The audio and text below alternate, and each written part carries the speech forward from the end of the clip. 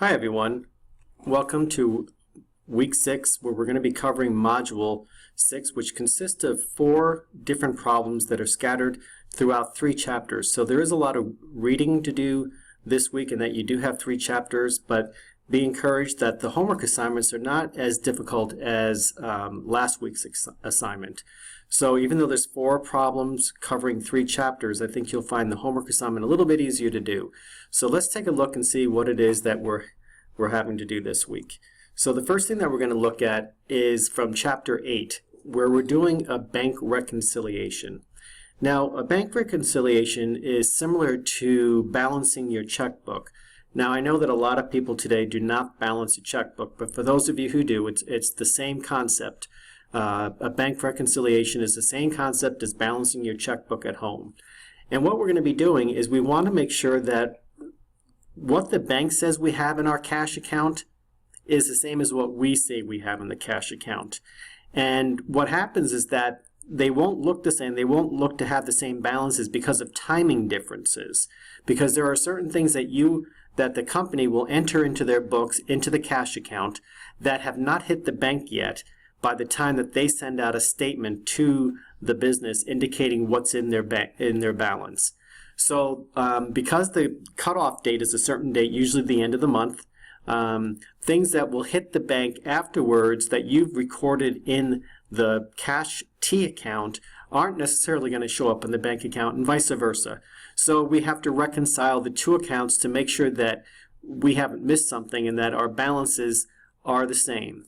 So what we're going to do is, you notice that this bank reconciliation shows that we show the bank side and it shows the book side, which is the same as the cash T account for the business.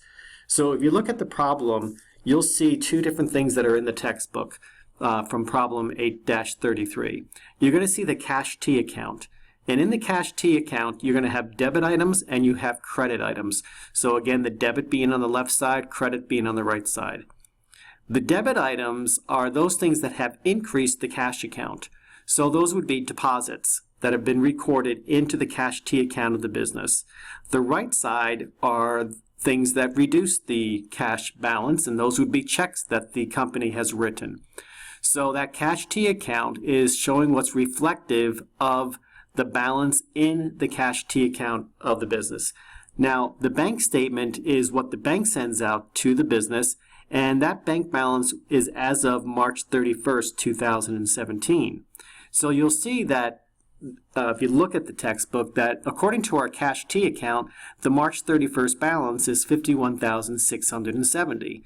But the bank says at the end of March 31st, at the end of March, we have $49,123. So there's a discrepancy. There really isn't. It's just, again, a matter of timing. So that's what we're going to do. We're going to reconcile these 2 balances. So what first thing you want to do is here you're going to record what the bank says we have as of March 31st, 2017. So again, this is what the bank says we have. Then we're going to add what's called deposits in transit. A deposit in transit are those deposits that have been recorded into the cash T account that the business has recorded, but because of that cutoff date do not appear on the bank statement. So it's considered a deposit that's making its way there, so to speak. So the business has recorded on their books, but it hasn't hit the bank yet. So you have to record any deposits in transit. And the way you determine that is to look at your deposits that are in the cash T account, and you look to see what ones do not show on the bank statement. Now, and those that don't show in the bank statement would be considered deposits in transit. And I'll give you a hint. There is only 1 deposit in transit. The next thing you do is you're going to decrease the bank balance by adding up your outstanding checks. Those checks that the company has written, but do not appear on the bank statement. They have not cleared the bank yet. So you're going to take a look at the right side of the T account and look for checks that do not appear on the bank statement because they have not cleared. I'll give you a hint. There are 2. And then after you're done there, you begin with what the bank says our balance is as of March 31st. You add your deposits in transit. You subtract your outstanding checks. You want to make sure that you list your check numbers. and then you have an adjusted bank balance. Now on the book side, we want to list the balance here of what in the books we have according to our cash T account as of March 31st, which would be that $51,670. Then we're going to be adding and subtracting those things that the bank has recorded, but we haven't yet recorded on the book side. So for instance, you may have what's called electronic fund transfer set up, automatic payments and automatic collections that happen that the bank takes care of for us. You may have that in your own personal account where you set it up that you pay your monthly mortgage payment automatically. So the bank will just take care of that for you, and that's what an EFT, it's an electronic fund transfer. So it's either money coming in or money going out automatically. But what happens is that when the bank records them, but we haven't recorded them in our books. So when we get the bank statement, we now have to add into the books those collections that have happened automatically and those payments that we have sent out automatically. So again, we're going to start with the book balance, March 31st. We're going to add any electronic fund transfers, any collections that have come in from vendors on account. We're going to add interest revenue. Interest revenue, a lot of checking accounts pay you interest for having an account. So we have to record the interest that the bank has recorded for us, but that haven't shown up on our books. So now we have to record the interest revenue. We then have to subtract any EFT payments that we've made to our vendors. And again, there are two. And then also record any kind of service charge. The bank usually will charge you for having an account with them, so that we have to add that into our books and subtract that from our balance because that's a charge against our account. And then we have an adjusted bank balance here. Now I'll give you the hint that the adjusted bank balance for both for both the bank and the books is going to equal $52,113. So your adjusted book balance is going to be $52,113, and the adjusted bank balance is $52,113. The adjusted book balance is also $52,113. Okay, now once we're done with the reconciliation, we have to go to requirement 2. And what this is we're going to record any of the entries that the bank recorded, but we have to now record into the book. So all those things that were done on the book side, we have to create a journal entry for. So we're going to be doing, just like we've done in previous weeks, we're going to be doing journal entries to record those transactions that have occurred, that the bank has taken care of, but now that we're having to record in the book, on the book side. So again, those would be all the things from requirement 1 on the right side here, the book side. We have to record those things. We have to record the interest that we earned. We have to record the EFT collections. We have to record the payments and the service charge. So those are all the journal entries that will happen in requirement 2. And then, if you notice, these are the available accounts for those journal entries.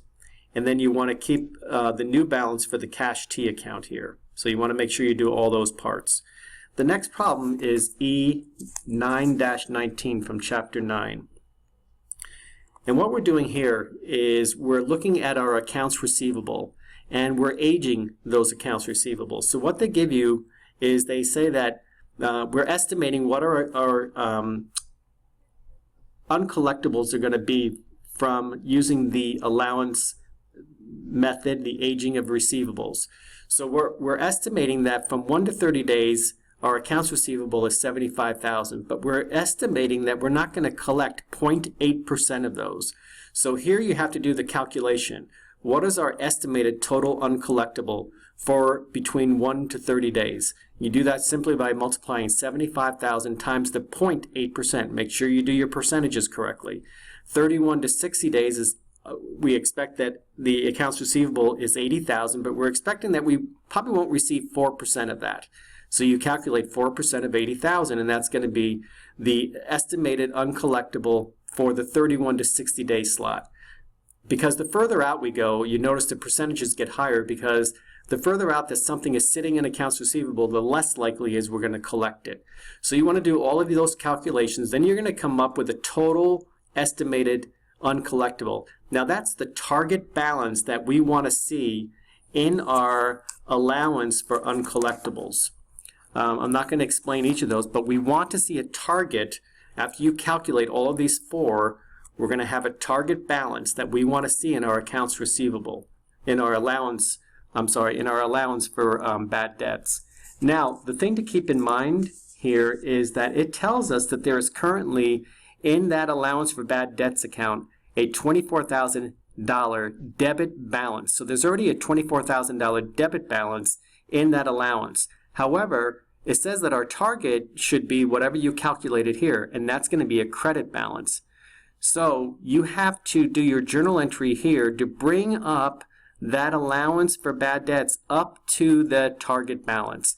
So since it's a credit balance that we want and there's a debit balance already listed, then you're going to have to calculate, what that amount is. And I'll give you a hint that you're going to take that target balance and you're going to add it to the current debit balance, because that will be now the amount that will bring it up to our target balance. I know that's a little confusing, but read through the book and that should be more understandable to you.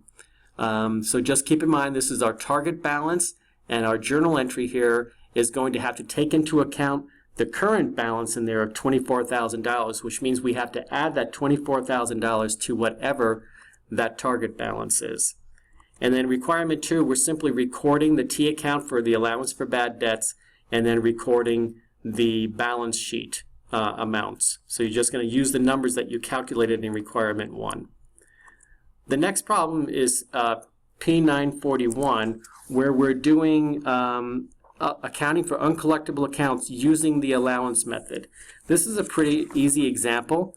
You're going to have just 2 journal entries. Here are your available accounts for those journal entries. And the first one, you're going to calculate the bad debt expense. And they tell you how to calculate it, that it's 6% of the sales revenue of $8,180. So you just do the calculation, and then you're going to do your journal entry for your bad debt expense. Then the second entry is that you're just going to be writing off the $176 where a customer is not going to pay.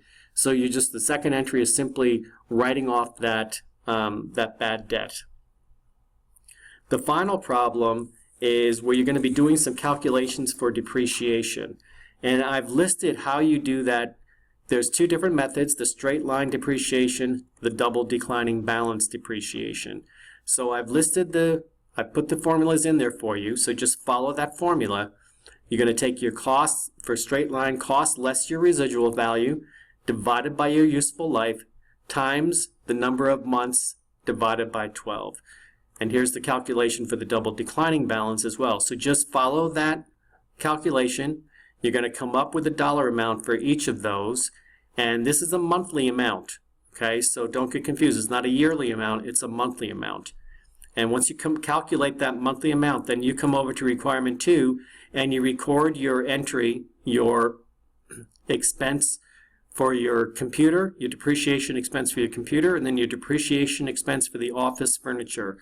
Both of those entries are the same in terms of the accounts that you use. You always debit the depreciation expense and then credit the accumulated depreciation. Okay, I hope that explained everything. If you have any questions, please don't hesitate to reach out to me. During my office hours, you can reach me by the phone. Otherwise, you can always reach me through the individual form or the question to instructor form. Thanks so much and good luck.